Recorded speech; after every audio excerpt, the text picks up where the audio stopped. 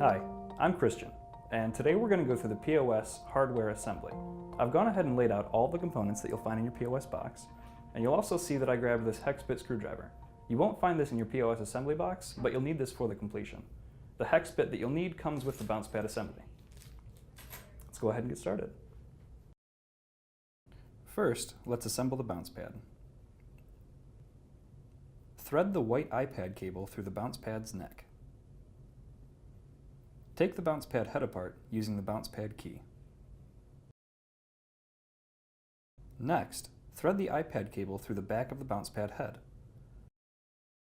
Screw the neck to the back of the bounce pad head using the hex bit. Be sure the metal bracket is in place before inserting the screws. Snap the iPad cable into the cable keeper on the bounce pad head. Plug the iPad cable into the iPad. Plug the 1/8" cable into the iPad. Place the iPad into the center of the bounce pad head. The iPad should fit snugly into each of the 4 green corner pads. Put the bounce pad faceplate into place by sliding the lip on the underside into place. Lock the faceplate into place using the bounce pad key. The bounce pad is now assembled. At some point you will need to attach the bounce pad to the surface you wish to anchor it to. Instructions for this step can be found in the bounce pad packaging. Alternatively, you can purchase a freestanding base to mount your bounce pad to. In our tutorial, we've opted to mount the bounce pad to the freestanding base.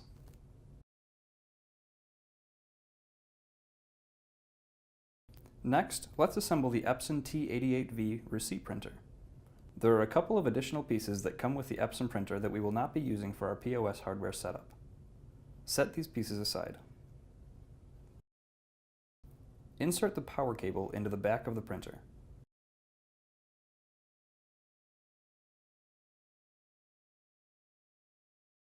Next, plug in the RJ45 to DB25 adapter.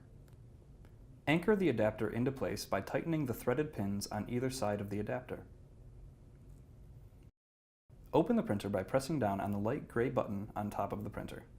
Insert the roll of receipt paper into the printer.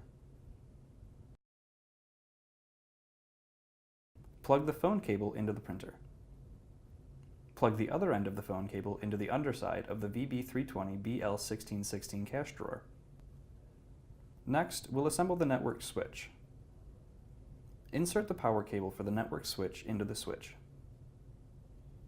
Plug one end of one of the Ethernet cables into your modem, and plug the other end of the same Ethernet cable into port 1 on the switch. Plug the other 2 Ethernet cables into the network switch and set aside for now. Next, we'll assemble the Air Console TS4.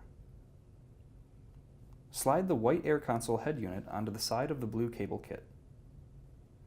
Plug the short USB cable from the blue cable kit into the white Air Console head unit. Next, plug the small Bluetooth adapter into the blue cable kit. Plug the micro USB end of the micro USB to USB cable into the Air Console head unit. Next, take the free end of the Ethernet cable that is plugged into port 2 of the network switch and plug it into the Air Console head unit. Once you've done that, set the Air Console aside for now. Now we're going to assemble the Verifone MX915 credit card scanner. Plug the free end of the credit card scanner's power cable into the power port on the credit card scanner's Ethernet power cable. Take the free end of the Ethernet cable plugged into port 3 of the network switch and plug it into the Ethernet port of the credit card scanner's Ethernet power cable.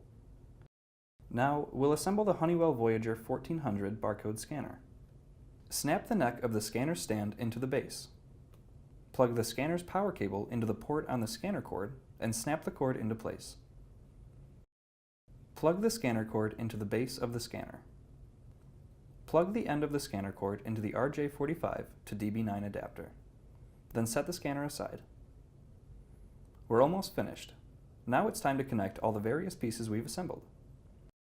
First, plug the Air Console cable labeled 1 into the adapter on the Epson printer. Next, plug the Air Console cable labeled 2 into the adapter for the Honeywell scanner. The Air Console cables labeled 3 and 4 are not used in the POS hardware setup. Arrange all the different components of your POS hardware setup neatly on the tabletop. Then plug the printer, network switch, credit card scanner, and barcode scanner into your power source. Plug the air console and the iPad USB cables into their respective USB chargers, and plug the chargers into the power source as well.